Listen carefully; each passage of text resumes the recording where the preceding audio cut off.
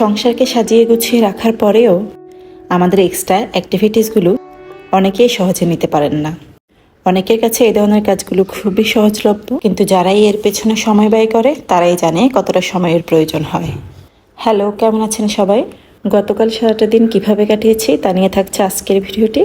সকালে ঘুম থেকে ওঠার পরে আমাদের সবার একটা অলসতার কাজ হলো সকালের নাস্তা বানানো। সবারই চা থাকে রেডিমেড নাস্তা দিয়ে গা বাছানো। আর সকালে ঘুম থেকে উঠে নাস্তা বানানো কতটা বিরক্তিকর সেটা কেউ না বানালে একদমই বুঝতে পারবে না। তো রেডিমেড নাস্তার সাথে আজকে দুপুরের কি কি আয়োজন থাকছে সেটাই শেয়ার করব। তার আগে একটা ডিআইওয়াই শেয়ার করছি। কিছুদিন ধরেই কিচেন ডেকোরেশনের জন্য আমি অনেক কিছু সংগ্রহ করছি। তো আমি এই কাঠের স্পনগুলা দারাজে খুঁজছিলাম, কিন্তু আমার জন্য প্রাইসটা অনেক বেশি মনে হয়। দারাজে 6টা স্পুন প্রায় 600 টাকা, আর আমি ভ্যানগাই থেকে স্পুনগুলো মাত্র 15 টাকা করে নিয়েছি। সেই সাথে একটা কাঠের হোল্ডারও নিয়েছি। আজকে সেই হোল্ডারটা একটু ডিআইওয়াই করে দেখাবো।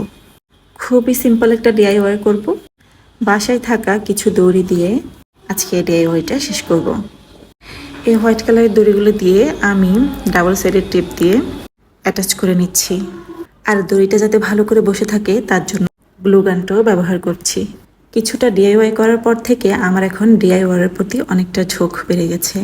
অবশ্যই কিছুদিন পর এই ঝোঁকটা আর থাকবে না। একই জিনিস বেশি দিন কারোই ভালো লাগে না। এই তো একটু একটু করে আমার দড়িটা একদমই অ্যাটাচ করা শেষ হয়ে গেছে। তারপর আমি এখানে ব্ল্যাক কালারটা নিয়েছি। ভেবেছিলাম হোয়াইট কালারটা করব, কিন্তু দেখছি আমার কালারের বক্সে সে কালারটা নেই। তাই আমি ভাবলাম যে ব্ল্যাক কালারটা দিয়ে করে ফেলি। নিজের মনের মতো করে আমি কালারটা করার চেষ্টা করছি। এরপর আমি কাঠের যে কালারটা সেই কালারটা নিচের দিকটাতে করে নিব। পুরোটা এক কালারে করলে ভালো লাগবে না, তাই আমি দেখছিলাম কোন কালারটা করলে ভালো লাগবে। কালারটা করলে আমার মনে হচ্ছিল একটু ভালো লাগবে, তাই আমি এই কালারটা করে নিচ্ছি। ডিআইওয়াই যেহেতু নিজের জন্য করা, তাই নিজের মনের মতো করে কালার করে নেওয়া উচিত। এর মধ্যে আমার কালারটা করা একদম সম্পূর্ণ হয়ে গেছে।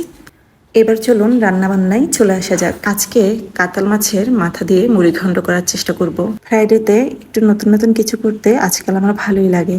তো রান্নার পুরো প্রিপারেশনটা হয়ে গেছে। এখন চুলোয় বসিয়ে দেওয়ার জন্য প্রস্তুত করে নেব। এর মধ্যে চুলোয় আমার গরুর মাংসটাও হয়ে যাচ্ছে।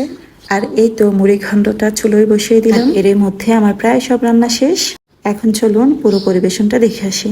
গরুর মাংসের ঝোল, ডিম আর শাকভাজির সাথে মুড়িঘণ্ট। এই তো আজকে এই পর্যন্তই। সবাই ভালো থাকবেন। আল্লাহ হাফেজ।